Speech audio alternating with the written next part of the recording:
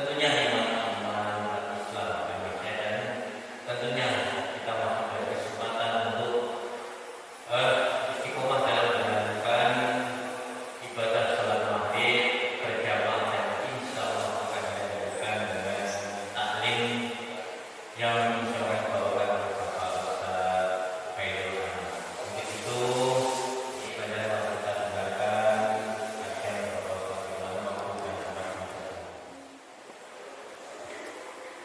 Assalamualaikum warahmatullahi wabarakatuh.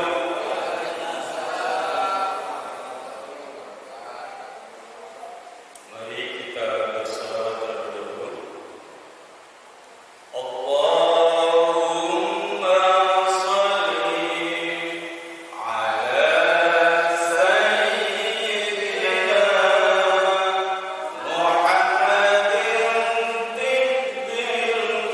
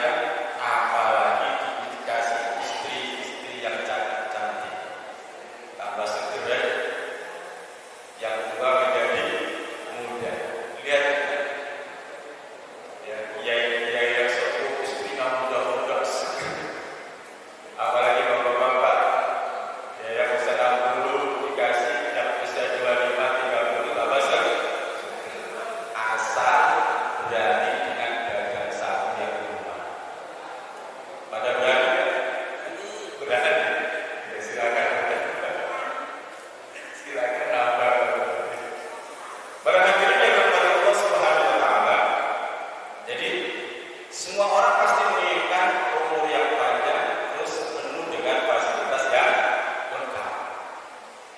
Tapi kan kita nggak bisa begitu, karena Allah sudah menentukan keberadaan umur manusia.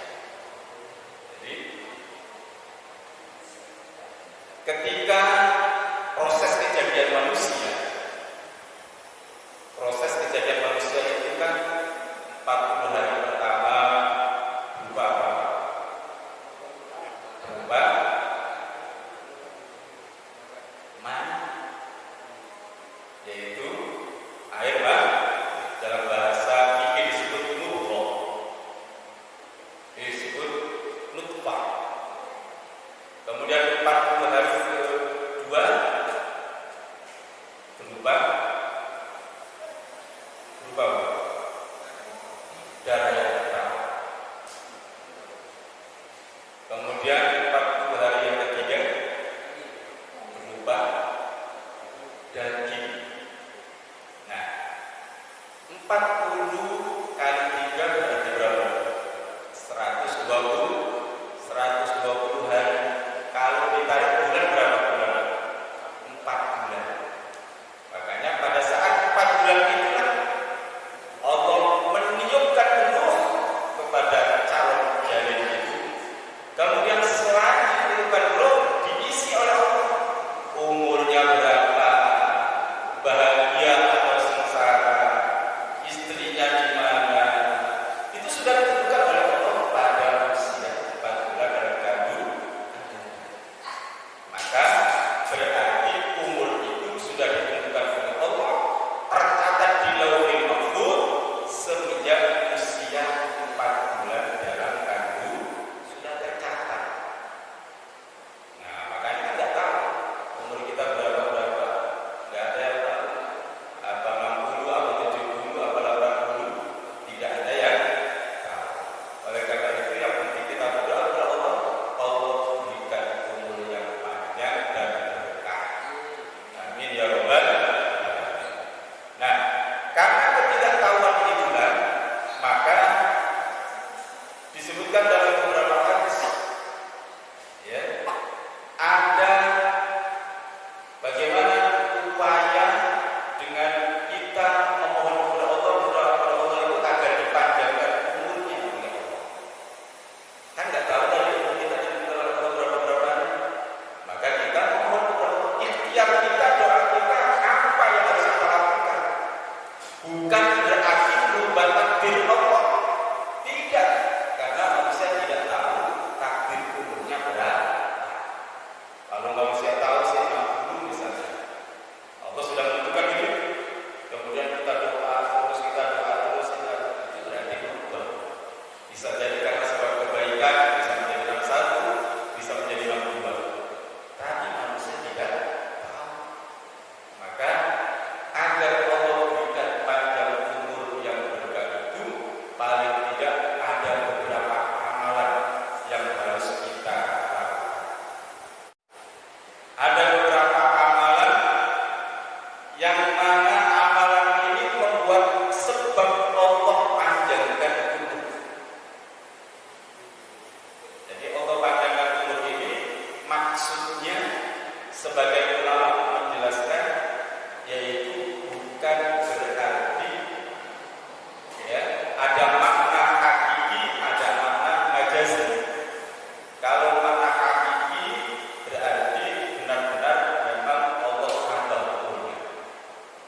Misalnya Allah menentukan 60 sebab usaha amal soleh, itu bisa ditambah 1, bisa ditambah 2, bisa ditambah 3. Sebagian ulama tidak begitu. Yang dimaksud Allah panjangkan umurnya itu adalah sebab amal solehnya yang baik itu kemudian direkam oleh manusia yang lain, ditiru oleh manusia yang lain, kebaikannya, kemaslahatannya itu kemudian ditiru oleh orang lain. Meskipun jasadnya berada di kuburan, tapi amal-amalnya seolah-olah masih ada di lingkungan kita.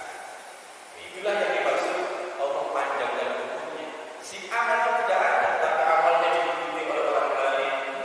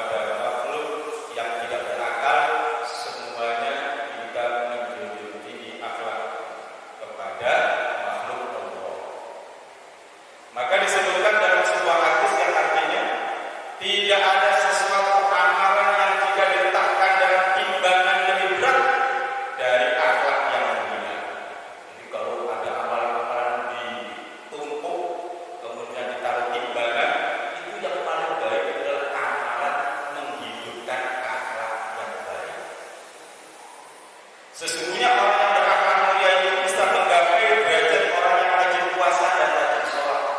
Hadis riwayat Tirmidzi. Orang yang menjunjung tinggi akhlak yang baik itu derajatnya bisa sama dengan orang yang biasa puasa, bisa sama dengan orang yang biasa mengerjakan sholat. Orang yang menghidupkan amal sholat, yang menghidupkan amal akhlak yang baik, derajatnya itu sebanding sejajar dengan orang yang ahli sholat, ahli puasa. Bisa saking mulianya amalan apa yang baik. Seorang muslim memiliki akhlak yang baik, ia dapat melampaui pahala yang gemar puasa di siang hari dan di malam ketika dia melakukan sholat malam. Jadi orang yang gemar sholat malam, siang hari gemar puasa, itu bisa terkalahkan dengan orang yang berakhlak yang mulia. Jadi, maka Nabi Muhammad SAW ke alam dunia itu tiada lain, misinya adalah merubah tatanan moral yang rusak dirubah menjadi tatanan moral yang baik. Sehingga ada hadis menyatakan innama bu'ithu liutammima makarimal akhlaq. Sampai-sampai Sayyidah Aisyah bertanya kepada Rasul, "Ya Rasul," ditanya oleh sahabat Sayyidah Aisyah. Aisyah itu istri Nabi Muhammad SAW. Istri Nabi Muhammad Aisyah ditanya oleh sahabat, "Wahai Sayyidah Aisyah, akhlaknya Nabi itu kayak apa sih?" Apa jawaban Sayyidah Aisyah? Kana khuluquhu al-Qur'an. Kana khuluquhul Qur'an. Kata Sayyidah Aisyah, kalau kamu ingin tahu akhlaknya Nabi Muhammad, ya lihat Al-Quran itu kandungannya apa? Isi kandungannya apa? Al-Quran berbicara tentang tauhid, Nabi Muhammad mengajarkan, mengamalkan tauhid. Al-Quran berbicara tentang gotong royong, Nabi Muhammad juga menghidupkan gotong royong. Al-Quran berbicara tentang taubat, Nabi Muhammad juga melakukan dan mengajarkan tentang taubat. Pendek kata, apa yang terkandung dalam Al-Quran itu dijabarkan dalam perilaku Nabi Muhammad SAW. Makanya disebut Quran berjalan, yaitu Nabi Muhammad. Quran berjalan sebutannya. Nah, apakah kita sudah? Ya, insya Allah sudah. Al-Quran berbicara tentang sholat, kita sudah melakukan sholat. Al-Quran berbicara tentang toharoh suci, kita juga sudah mengamalkan tentang suci. Al-Quran berbicara tentang puasa, kita juga sudah melakukan puasa. Berarti sekian persen kandungan dalam Al-Quran Karim itu juga sudah kita praktekkan dalam kehidupan kita sehari-hari. Cuma kita tidak terasa, padahal sudah praktek. Tinggal mengaturkan aja. Ada ayat begini, kita ini sudah melakukan belum? Ada ayat begini, kita sudah melakukan apa belum? Nah, ini ketika kita cocokkan, kita sinkronkan, oh ternyata perilaku saya ini sudah sinkron dengan ajaran Al-Quran. Sementara yang belum sinkron tadi itu masih banyak, berarti kita harus memperbaiki yang belum sinkron biar sinkron dengan apa yang ada dalam kandungan Al-Quran. Hadirin yang dirahmati Allah Subhanahu wa Ta'ala. Oleh sebab itu, ketika amalan akhlakul karimah itu dihidupkan dalam sebuah kehidupan, rasanya hidup itu penuh dengan kedamaian. Contoh kecil saja, dalam rumah tangga, kalau anak-anak kita itu menjunjung tinggi akhlak, rasanya adem enggak? Rasanya tenang enggak sebagai orang tua? Rasanya tentram enggak sebagai orang tua? Tentram. Anak enggak pernah bantah ke orang tua, anak enggak pernah ngejek sama orang tua, anak enggak pernah bentak, anak enggak pernah pusing ke orang tua. Begitu diminta langsung menjalankan. walidaynya betul-betul dihidupkan dalam doa itu, maka akan menjadi benar. Itulah buah daripada akhlakul karimah ketika dihidupkan dalam rumah tangga. Bapak-bapak bisa membayangkan dan bisa merasakan, kita semua punya anak. Begitu punya anak ternyata tidak menghidupkan akhlak yang mulia, kira-kira kayak pecah kayak neraka. Kira-kira kayak neraka atau kayak surga dulu. Pulang buka pintu, cedia, akhlaknya sudah nggak ada. Datang sama ibu sama bapaknya bentar-bentar, akhlaknya nggak ada. Ini ya menyedihkan. Dan kita juga memang salahnya di mana? Nggak usah nyari kambing hitam, salahnya di mana? Semua harus memperbaiki diri. Kita sebagai orang tua yang memperbaiki diri, mungkin pendekatan kita yang kurang atau pemberian materi akhlak moral yang kurang kepada anak, baik secara langsung maupun melalui pendidikan-pendidikan. Ya semua itu seleksi diri. Anak juga begitu. Kita sebagai orang tua maksimal, anak baktinya maksimal. Ya ibarat gelas sama tutupnya. Anak orang tua mendidik, mengarahkan, membimbing maksimal. Anak baktinya juga maksimal. Kalau sudah begitu, klep antara tutup sama gelasnya. Kalau sudah gelas sama tutupnya itu klep, rasanya nyaman. Ini hadirin dari Allah. Jadi akhlak yang mulia penting. Oleh sebab itu agama sangat menjunjung tinggi. Andai kata amal segitu banyak ditumpuk dan ditimbang, yang paling berat adalah akhlakul karimah. Kita sholat berjamaah, ini juga ada akhlaknya. Contoh, jadi imam misalnya, jamaahnya masih pada berzikir, tiba ujuk-ujuk melewati orang, itu kira-kira berakhlak tidak?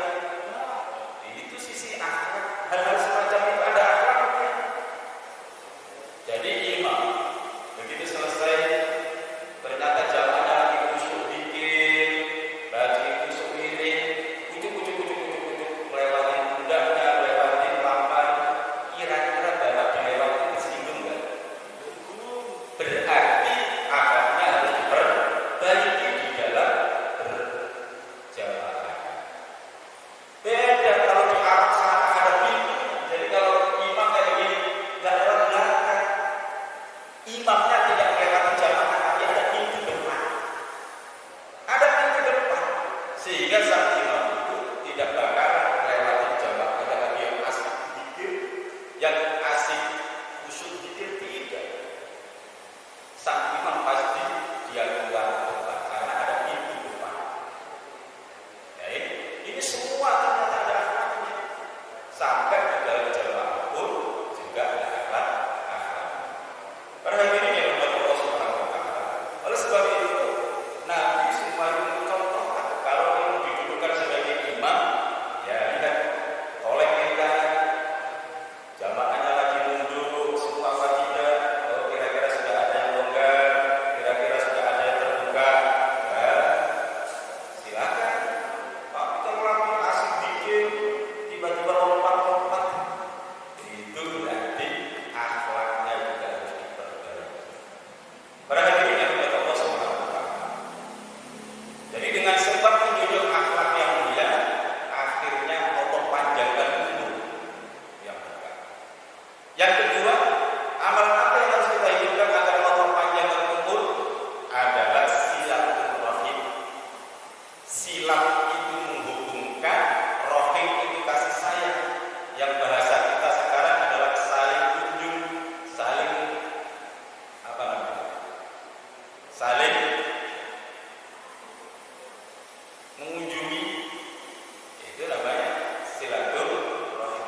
Nah, silaturahim itu baik yang terkait dengan ikatan, baik ada ikatan darah maupun tidak ada ikatan darah, perlu disambung kembali, menyambungkan keluarga satu dengan keluarga yang lain.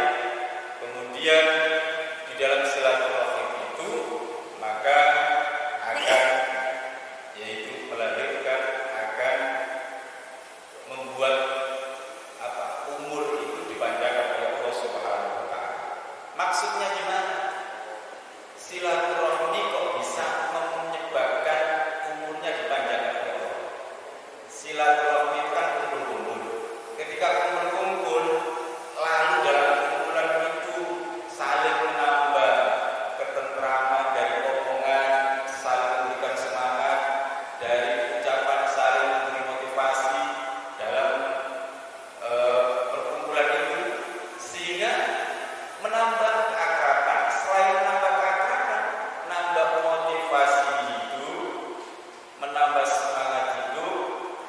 menambah kegembiraan menjadi senang sehingga pikiran fresh, akhirnya Allah panjangkan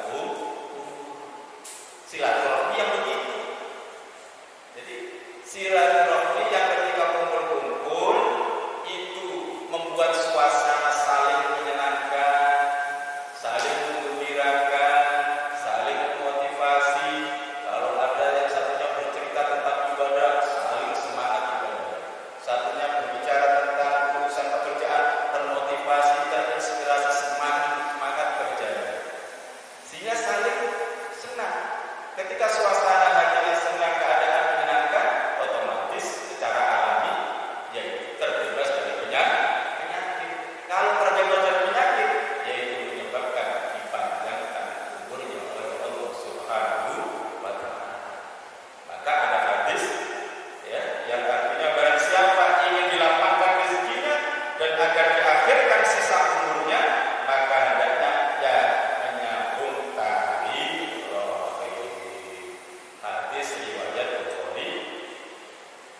Bagaimana kalau silaturahmi dalam pertemuan itu tapi tidak didapatkan saling menyenangkan, tidak ada, saling menggembirakan, tidak ada, isinya saling iri, isinya saling, ya kan suka ada gitu. Misalnya mengadakan arisan keluarga, itu motivasinya macam-macam, niatnya juga macam-macam. Mungkin si penggagas maunya biar akur, biar kumpul, biar ya tidak hilang kubur. Begitu prakteknya ternyata apa? Kadang-kadang beda, tidak sesuai dengan pendiriannya tadi. Saling cor-coran kendaraan, saling cor-coran, saling pamer jabatan, saling pamer ini dan itu. Akhirnya yang terjadi tidak saling menang. Kalau sudah begitu, berarti esensi silaturahmi tidak terdapat. Ya tidak bisa menyebabkan dipanjangkan umurnya. Meskipun kumpul, tapi kumpulnya tidak membuatkan saling menggembirakan, tidak saling menyenangkan, tidak saling membuat termotivasi dalam ibadah maupun di dalam bekerja. Ya. Kebanyakan begitu. Akhirnya pulang kalau saat saling, kalau begitu nggak datang. Habis sudah pamer pendapatan dulu, satu saudara satunya pamer kerjaan dulu, yang nggak punya pekerjaan gitu. Ya, yang hartanya kemudian dibawa mungkin ya bahasa minder dan lain sebagainya. Nah, ini tentu silaturahmi yang demikian itu tidak membuatkan dipanjangkan umurnya oleh Allah. Karena apa? Semakin tertekan, pikirannya tertekan serba nggak enak dan ini dan itu kepikiran, akhirnya yaitu tidak tergembira, malah jatuh sakit. Jadi yang kedua, agar Allah panjangkan umur kita adalah silaturahmi yang saling menyenangkan, silaturahmi yang saling menggembirakan, silaturahmi yang saling mensupport antara satu yang lain sehingga kehidupan menjadi lebih baik. Nah ini bukan sekedar kumpul. Para hadirin yang dimuliakan Allah Subhanahu wa Ta'ala.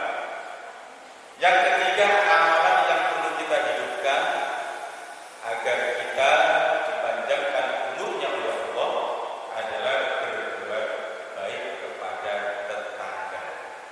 Berbuat baik kepada tetangga. Sehingga hadis Nabi mengatakan, "Man kana yu'minu billahi wal yawmil akhir falyukrim jarahu." Barang siapa yang beriman kepada Allah dan hari akhir, maka hendaknya apa? Yukrim jarahu, yaitu memuliakan tetangga. Artinya kita bertetanggaan jangan sampai tetangga tersakiti oleh sebab tangan kita, oleh perbuatan kita, tersakiti oleh ucapan kita dan lain sebagainya. Nah, inilah kalau kondisinya kayak begitu, bertetangga saling menyenangkan, tidak saling menyinggung, tidak saling iri, tidak saling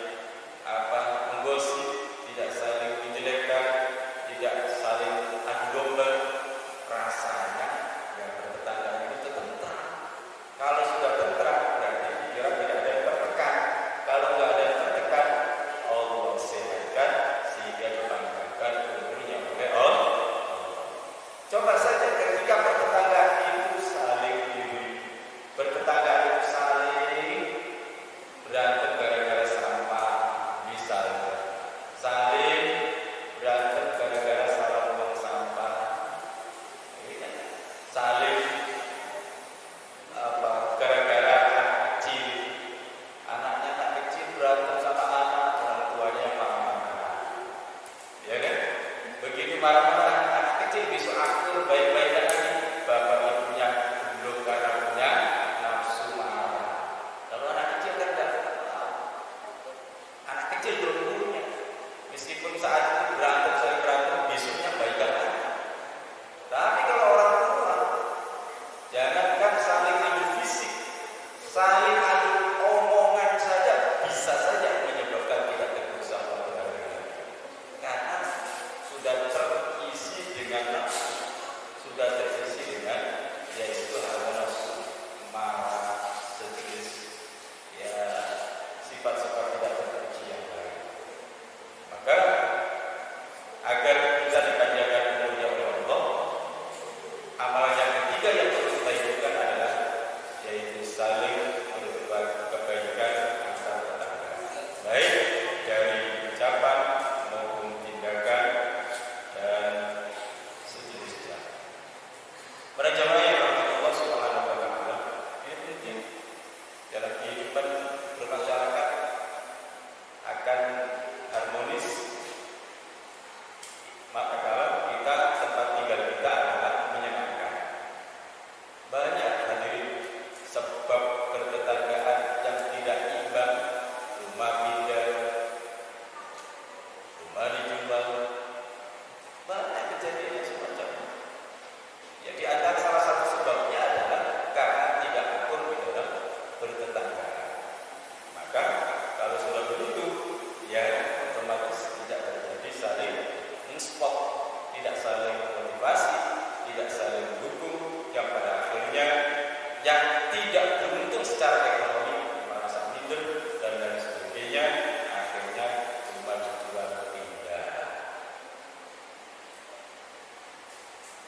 Maka penting sekali dalam ajaran agama kita saling yaitu menjunjung tinggi di dalam yaitu berbaik tetangga.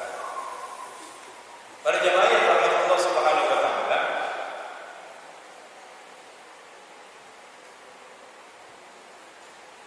yang keempat amalan yang perlu kita hidupkan agar Allah panjangkan umur kita adalah menjaga sholat berjamaah di masjid. Ya, ternyata amalan sholat jamaah berjamaah di masjid menyebabkan salah satu sebab Allah panjangkan umur kita. Maka selama kita masih mampu, selama kita masih bisa, selama kita punya kesempatan, selama kita sehat, kita berusaha menjaga tetap bisa sholat 5 waktu secara berjamaah. Sampai-sampai Nabi Muhammad SAW bersabda dalam sebuah hadisnya, "Man shallal isya fi jama'atin faka'annama qama nisfal lail." Barang siapa yang sholat isya dalam kondisi berjamaah di masjid, faka'annama qama nisfal lail, seolah-olah dia sholat setengah malam. Jadi bapak-bapak kalau sholat isya-nya berjamaah, kebaikannya, pahalanya sama dengan sholat setengah malam. Habis isya kira-kira mulai start jam 8 lah, sampai jam 12 selesai.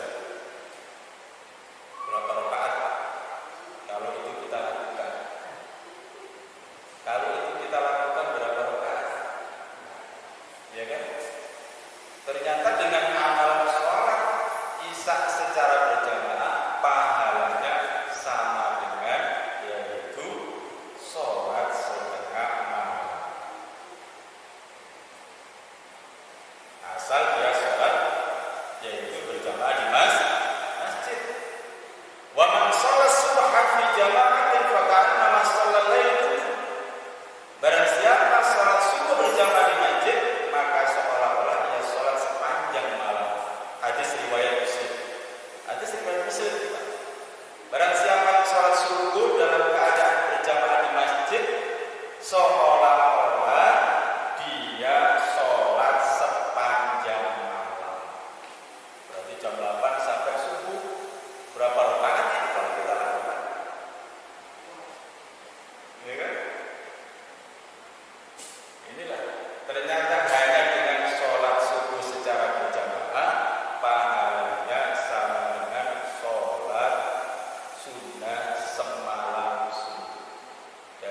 Isya sampai subuh. Ini kasih sayang Allah yang diberikan oleh Allah kepada umat Nabi Muhammad sallallahu alaihi wasallam. Makanya umur umat Nabi Muhammad itu pendek-pendek, tapi amal solehnya bisa mengalahkan pahalanya umat-umat zaman terdahulu. Kalau umat-umat zaman terdahulu usianya panjang-panjang, lama-lama di dunia, tapi pahalanya belum tentu seperti umat Nabi Muhammad. Nabi itu zaman dulu ada 800 tahun, ya kan? Ada 900 tahun umat Nabi Muhammad, dia gak jauh beda dari umur Nabi Muhammad. Tapi pahalanya bisa mengalahkan umat-umat terlebih dahulu. Itulah kasih sayang Allah yang diberikan oleh Allah melalui Nabi Muhammad sallallahu alaihi wasallam. Makanya amalan membaca sholat itu penting. Kadang-kadang kita bersolawat ada yang nyalain, betul nggak? Orang bersolawat kok bisa lain. Mintanya kepada Allah lewatnya ajaran Nabi Muhammad. Coba perhatikan sholat 5 waktu, Allahu Akbar, dan takbir sampai terakhir itu ditutup. Sholat kita sah manakala kita bersolawat. Allahumma sholli ala sayyidina Muhammad. Di akhir tahiyat awal rukun, ketika rukun itu kita tinggalkan, sholat kita tidak sah. Betul nggak? Jadi kita mintanya secara otomatis itu kepada Allah. Kadang-kadang kan ada omongan begitu, orang minta rezeki kok pakai sholat. Ya mintanya ke Allah. Antara kendaraan sholawat itulah menyebabkan diijabah dikabulnya amalan kita oleh Allah Subhanahu wa taala. Khutbah Jumat itu tidak akan sah kalau tidak ada sholawatnya. Mulai hamdalah, mulai syahadat, ada sholawat, ada doa. Ya kan? Sholawat bisa menyebabkan adanya khutbah Jumat menjadi sah sebab adanya sholawat. Sholat 5 waktu kita sah sebab adanya sholawat. Maka kita tak boleh ya mintanya secara otomatis kepada Allah. Ya Allah, coba bapak-bapak ketika minta bisa kepengen beli rumah, secara spontan, secara refleks otomatis nyebutnya ke Allah dulu, yakinnya kepada Allah.